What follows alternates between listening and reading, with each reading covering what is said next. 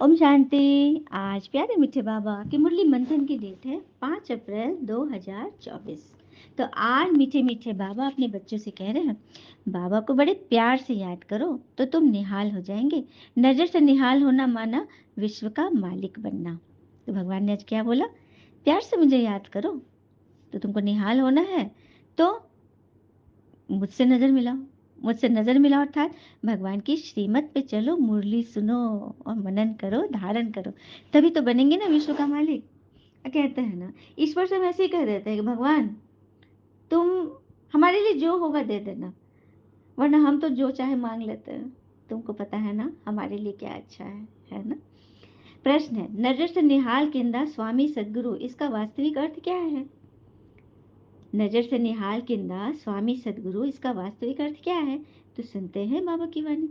आत्मा को बाबा द्वारा जब तीसरी आंख मिलती है, ज्ञान की आंख मिलती है, तो उस आंख से बाबा को पहचान लेते हैं, तो निहाल हो जाती है, अर्थात सदगति हो जाती है।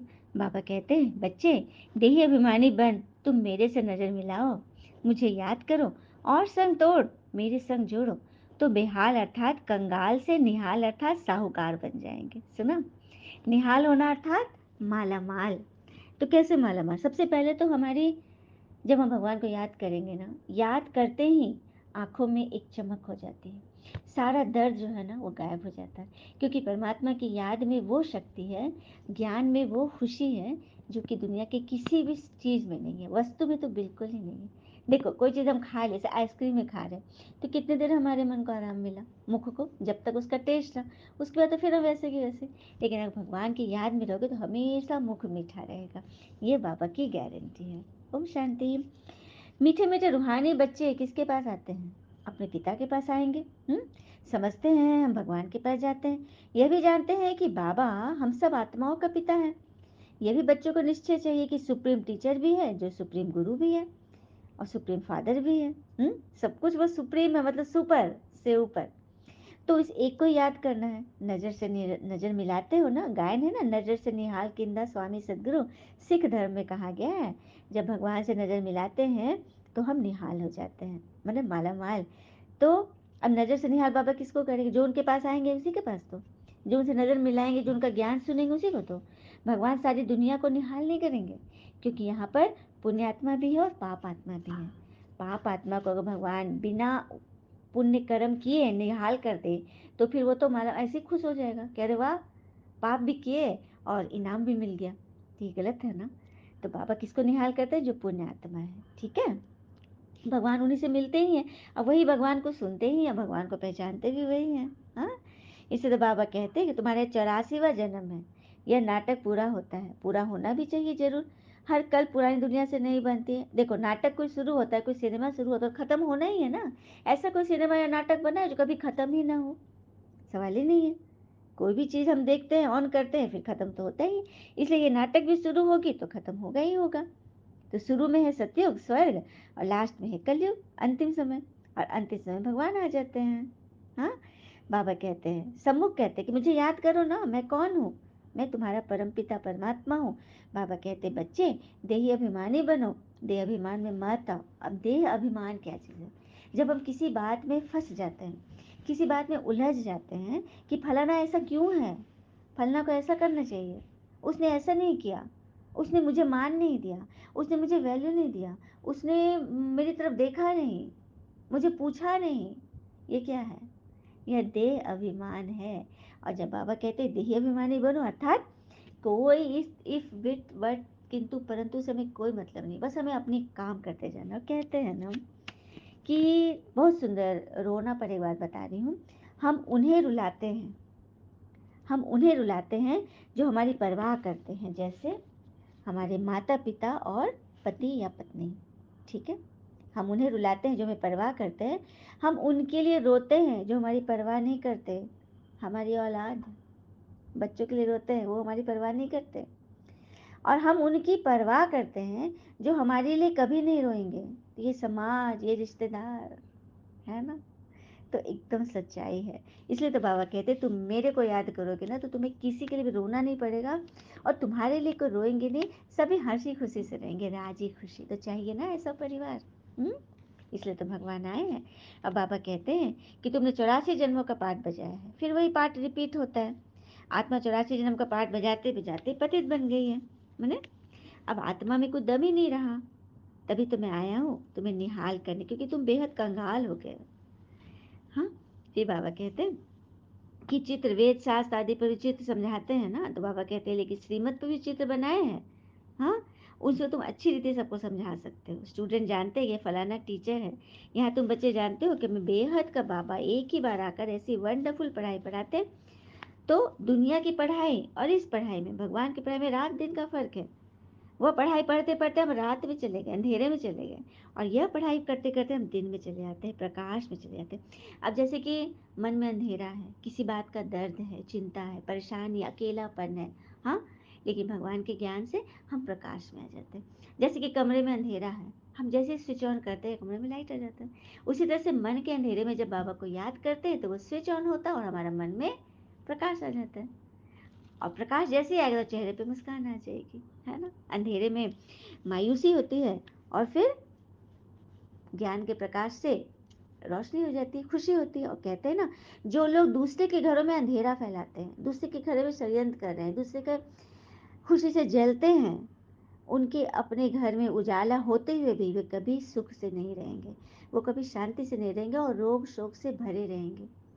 क्योंकि कर्म किसी का पीछा नहीं छोड़ता।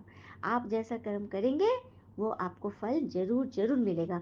और कर्म ऐसा फल है जो कोई खाने से इनकार कर ही नहीं सकता है, सबको चखना है जरूर। किसी का बस नहीं है कि कह दे भगवान से कि हमको नहीं चाहिए अपना कर्म का फल, आप रखिए अपने पास। ऐसा होता है क्या? कर्म का फल तो सबके पास आएगा ही आएगा, चखना भी है।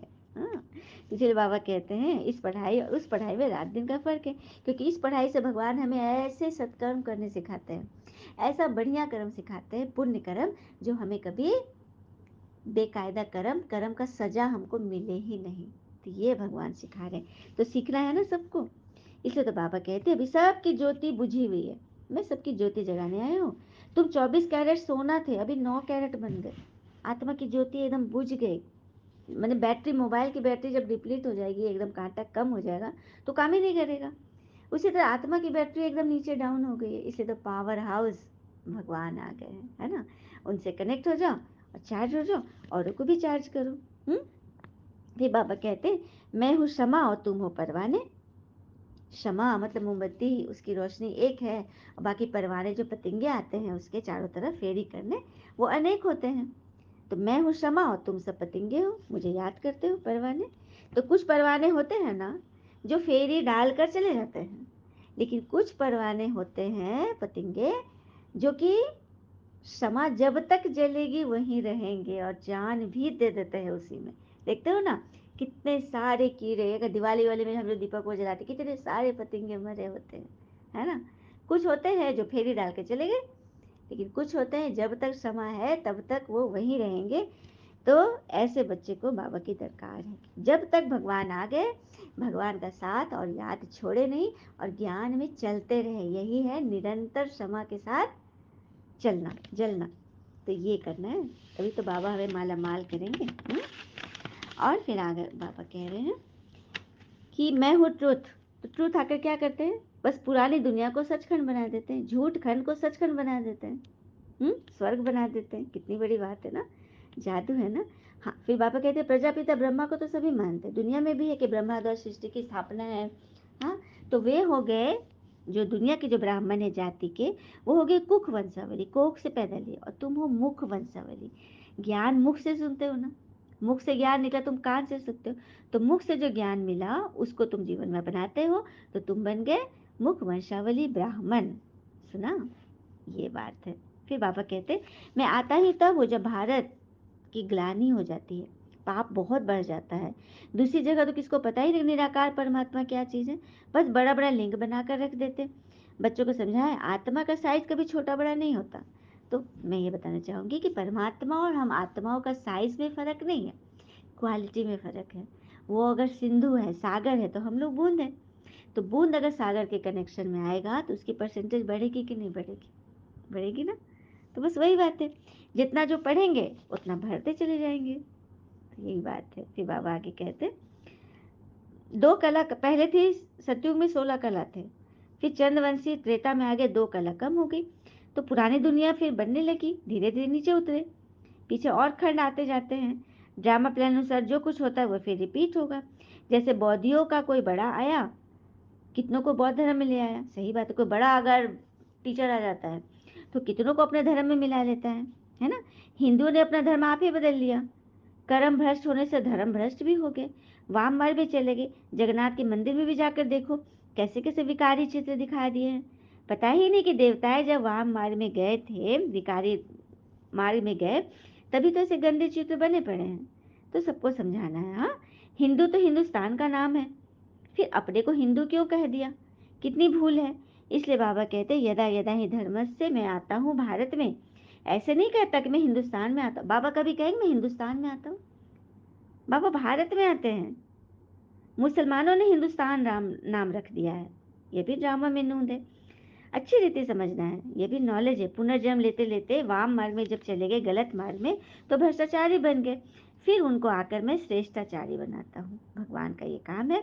बाबा अपना परिचय देते हैं तो नज़र से निहाल भी करते हैं। ये किसके लिए कहते हैं, एक सदगुरु के लिए, वही आकर हमें अपनी नज़र से निहाल करते हैं और कहते हैं ना कि बाबा ऐसा डायरेक्शन हमें देते हैं जो कोई और नहीं देते, है ना। मीठे मीठे बच्चे, तुम भी बाबा से नज़र मिलाओ, अथवा हे आत्मा अपने बाबा को याद करो तो निहाल हो जाएंगे। बाबा कहते जो मुझे याद करते, मेरे लिए सर्विस करते, जो मेरे लिए मुस्कुराते हैं, मुस्कुराते हैं, मैं उन्हें याद करता हूँ। देखो, जब चारों तरफ से खुशी है, सब आनंद है, सब चीज़ से भरपूर है, तो मुस्कुराना कोई बड़ी बात नहीं है। जब सुख हो तो अपने आप चेहरा मुस्कुराता है, चेहरा सुंदर लगता है। मुस्कुराने की बात वहाँ पे तब बड़ी चीज़ मायने रखती है जब कोई दर्द है, जब कोई समस्या है, जब कोई अकेलापन है, वहाँ पे मुस्कुरा के दिखाओ, तब नहीं बड़ी बात। मार्क्स कहाँ पे मिलेगा, सब कुछ हमारे रीच में सोना चांदी हीरे मोती और पूरा माल मलाई खा रहे हैं, तब हम हंस रहे हैं, तो कोई बड़ी बात नहीं है, कोई बड़ी बात नहीं है। हंसे वहाँ पे जहाँ दर्द है, जहाँ चिंता है, जहाँ परिवार की तकलीफ सुन कर के मन मूंझ जाता है, वहाँ पे मुस्कुरा के दिखाओ और यह सोचो उस समय कि भगवान मेरे साथ है। भगवान को बताते जाओ कि भगवान ऐसे ऐसे प्रॉब्लम है, आप संभालो, मैं तो कहीं बाहर हूँ, मैं तो कहीं अलग हूँ, ठीक है। इस तरह से बाबा से बातें करो। भगवान अपने बच्चों की बात नहीं सुनेगा तो किसकी सुनेगा, कोई माँ बाप बच्चों की बात तो सुनते ही है ना। तो इसलिए तो बाबा कहते हैं कि मैं पतित पावन हूँ, मैं तुम्हें आया ही हूँ पावन बनाने, तो तुम मेरे लिए मुस्कुरा कर तो देखो। बाबा कहते हैं एक बार तुम मेरे लिए मुस्कुरा कर देखो तकलीफ़ों में, मैं तुम्हारे सारे बंधन सारे दुख दूर न कर दूँ तो कहना। चलिए मुस्कान पे कथा सुन लेते हैं। रात के करीब 8 बज रहा होगा। एक छोटा बच्चा मध्यम रोशनी में अपनी पढ़ाई कर रहा था, पास में उसकी माँ रोटियां पका रही थी, ठीक है। तभी बच्चे के पिता खाने के लिए बैठते हैं और उसकी माँ उन्हें रोटियां देती है। पिता बेहद सुकून से उन रोटियों को खाना शुरू करते हैं। अब बच्चा बहुत गौर से अपने पिता की ओर देखते हुए इस बात का इंतजार करता था कि वे कब उसकी माँ पर भड़केंगे, गुस्सा करेंगे, क्योंकि उसने देखा था कि माँ जो रोटियां बना रही थी ना, तो सारी रोटियां एक तरफ से जल रही थी, जल जा रही थी, बच्चे ने देखा था। लेकिन बच्चे की उम्मीद के विपरीत, और वह सोचा कि पिताजी खाएंगे तो माँ को डांटेंगे कि सारी रोटियां जला दी। लेकिन बच्चे की उम्मीद के विपरीत उसके पिता ने बड़ी इत्मीनान से रोटी खा ली, साथ ही उसकी पढ़ाई के बारे में उससे बातें भी कर रहे थे बच्चे से। कुछ देर बाद जब बच्चे की माँ को उन जली हुई रोटियों का ख्याल आया तो उसने भी गलती के लिए खेद प्रकट किया, सॉरी बोली। अब बोली अरे ओहो, आपको वो रोटियां मिल गई गलती से, है ना। पिता ने कहा कोई बात नहीं, उल्टे आज ये रोटियां खाकर मुझे जरा मजा आया ज्यादा। अपने पिता की इन बातों को सुनकर बच्चे को बड़ी हैरानी हुई और उसने उत्सुकतावश पापा से पूछा कि क्या सचमुच आज आपको जली हुई रोटियां करके मजा आया। पिता ने बड़े प्यार से अपने पुत्र के सिर को सहलाते हुए जवाब दिया, अरे बेटे, एक जली हुई रोटी किसी भी इंसान को बहुत ज्यादा नुकसान तो नहीं पहुंचाएगी, मगर एक बेहद तख्त बदजुबानी और जले हुए शब्द किसी भी इंसान के जज्बात को अंदर तक झकझोर देने के लिए काफी है। अगर वो पिता अपनी पत्नी को जोर से डांट देता, शब्द बोल देता, तो वो ज्यादा नुकसानकारी था, है ना। मेरे बच्चे, ये दुनिया बेशुमार नापसंदीदा चीजों से भरी पड़ी है। संसार में हमें बहुत सी चीजें पसंद नहीं होती है, हाँ। इसके साथ ही हम भी कोई बेहतरीन या बहुत एकदम सुधरे हुए इंसान नहीं है। हमारी चीज़ें भी बहुतों को पसंद नहीं आती होगी, हमसे भी गलतियाँ होती हैं, हाँ? तो याद रखना, जीवन में एक दूसरे की मामूली गलतियों को नज़रअंदाज करते हुए रिश्तों को बखूबी निभाना ही एक, क्या बोलते हैं, ईश्वर की प्रेरणा है। हमारी ज़िंदगी इतनी छोटी है कि इसमें गलतियों फिर पछतावों की कोई गुंजाइश ही नहीं होनी चाहिए। ऐसे भी ज़िंदगी छोटी है, अगर दुख में, तनाव में, गलतियों में, निंदा में, गुस्सा में अगर जीवन बिता देंगे तो फिर हमारे पास रहेगा क्या, है ना? तो अपने अहम को थोड़ा सा झुका के चलिए, सब अपने लगेंगे, जरा सा मुस्कुरा के तो चलिए, जीवन में सबको स्वीकार करके तो चलिए, है ना? स्वीट कहानी। तो हम सबको ऐसा बनना है ना? भगवान हमसे यही चाहते हैं कि मेरे बच्चे हर हालत में मुस्कुराए, खुश रहे, तो भगवान उसको बहुत भरते हैं। धारणा की, अच्छा, मीठे बच्चे प्रति भगवान की नमस्ते, हम बच्चे की भी प्यारे बाबा को नमस्ते। धारणा के लिए मुख्य सार, पहली पॉइंट, क्षमा पर जीते जी मरने वाला परवाना बनना है। अर्थात बाबा ने इसे बोल दिया मुस्कुराना है, तो हम मुस्कुरा के दिखाएंगे। इसी को कहते हैं मरने वाला परवाना। भगवान ने कह दिया, बस हमें करना ही करना है, ठीक है? ये होता है टीचर की बात पे 100% चलना, है ना? सिर्फ फेरी लगाने वाला मत बना कि एक बार आके बस बाबा बाबा कह दिया, उसके बाद फिर मुंह में राम बगल में छुरी, वैसी वाली बात नहीं। ईश्वरीय पढ़ाई को धारण करने के लिए बुद्धि को संपूर्ण पावन बनाना है। ऐसी नहीं ईश्वरीय पढ़ाई अंदर चली जाएगी। जब बुद्धि संपूर्ण पावन बन जाएगी, अंदर में कोई क्या क्यों कैसे ऐसे वैसे दर्द चिंता परेशानी नहीं होगी, तभी भगवान का ज्ञान अंदर जाएगा, है ना? खाली होगा जगह, शुद्ध होगा तभी तो जाएगा ना। जैसे पूजा का प्रसाद कैसे थाली में रखते हैं, शुद्ध थाली में रखते हैं, पीतल की थाली में रखे, कोई भी दाग वगैरह होगा तो नींबू से ही सबसे छुड़ाते हैं ना, हाँ, एकदम चमकाते ताकि उसमें प्रसाद रखे। तो हमारा मन भी वैसी पूजा की थाली बन जाए जिसमें ईश्वरीय ज्ञान का प्रसाद रखा सके, है ना? बड़ी बात। दूसरी पॉइंट, बाबा कहते हैं और संग तोड़, विकारी संग तोड़, विकारी स्वभाव संस्कार को तोड़, एक बाबा के संग में रहना है, एक की याद से स्वयं को निहाल करना है। भोले बाबा आ गए, है ना? वरदान है, दिल की महसूसता से दिलाराम की आशीर्वाद प्राप्त करने वाले स्व परिवर्तक भव। दिल की महसूसता से भगवान दिलाराम की आशीर्वाद प्राप्त करने वाले स्व परिवर्तक बनते हैं। कैसे? तो स्वयं स्वयं को परिवर्तन करने के लिए दो बातों की महसूसता दिल में चाहिए। खुद को परिवर्तन हम कैसे करें? दो बातें याद रखें। पहली है अपनी कमजोरी की महसूसता, मेरे अंदर क्या कमी कमजोरी है उसकी महसूसता। और दूसरा, जो परिस्थिति व व्यक्ति निमित्त बनते हैं उनकी इच्छा, उनके मन की भावना को समझना। मतलब कोई व्यक्ति हमें कुछ उल्टा बोल रहा है, कोई व्यक्ति हमसे चिढ़ रहा है, कोई व्यक्ति हमको बार बार टोक रहा है ना? तो क्या समझना है? उस व्यक्ति की भावना को समझना कि उसने मुझे क्यों बोला, कुछ ऐसी बात है, मैंने कुछ तो गड़बड़ किया है। जब ये समझेंगे ना, तो परिस्थिति के पेपर के कारण हम खुद को फंसने से बचा लेंगे। हम खुद जो मूंझ जाते हैं, हम दुखी हो जाते हैं, गुस्सा कर लेते हैं, तो अपनी स्वस्थिति को श्रेष्ठ बनाते हैं, तो परिस्थिति जो पेपर है ना, वह छू मंतर हो जाएगी। मतलब हमको वो फंसा ही नहीं सकेगी, गायब हो जाएगी, ठीक है? तो ये करके देखो, क्योंकि ये महसूसता सहज परिवर्तन करा लेगी, और सच्चे दिल से महसूस किया तो भगवान के आशीर्वाद भी प्राप्त होगी। स्लोगन, वारिस बच्चे वह है जो एवर रेडी बन हर कार्य में जी हुजूर हाँ जी कहते हैं। भगवान ने कहा, श्रीमत पे कितनी सारी पॉइंट बाबा ने बोली मुरली में। तो जो वारिस बच्चे हैं, जो भगवान के एकदम नंबर 1 लायक बच्चे हैं, वो क्या करेंगे? हर काम में कहेंगे एवर रेडी, बाबा मैं तो तैयार हूँ। हाँ जी का पाठ, हाँ जी बाबा मैं ये करने के लिए तैयार हूँ। तो भगवान भी तैयार हो जाएंगे उसको भरने के लिए, है कि नहीं?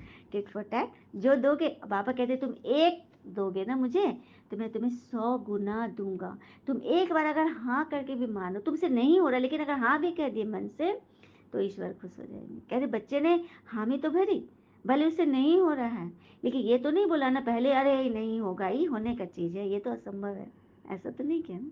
उसने कहा कि हाँ, मन से भी कह दिया तो भगवान ने सुन लिया, ठीक है? फिर भगवान आपको शक्ति देंगे कि आपने हामी भरी है तो वो काम आपसे वो करवा लेंगे, ठीक है?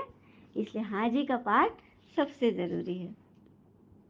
तो हमने तो काम शुरू कर दिया, अब आपकी बारी है। और कहते हैं ना, किसी मूर्ख को उसकी गलती का एहसास दिलाओ तो वो तुमसे घृणा करेगा, परंतु किसी विद्वान को उसकी गलती का एहसास दिलाओ, सच्चे को दिलाओ, तो वो आपकी प्रशंसा करेगा, है ना? अच्छा, ओम शांति, शुक्र है मीठे बाबा। वो बाबा के प्यारे-प्यारे बच्चे, आप सबका जीवन सदा सहज हो, सुंदर हो, सफल हो, संपन्न हो, स्वस्थ हो और संयमित हो। अच्छा, ओम शांति, शुक्र है बाबा।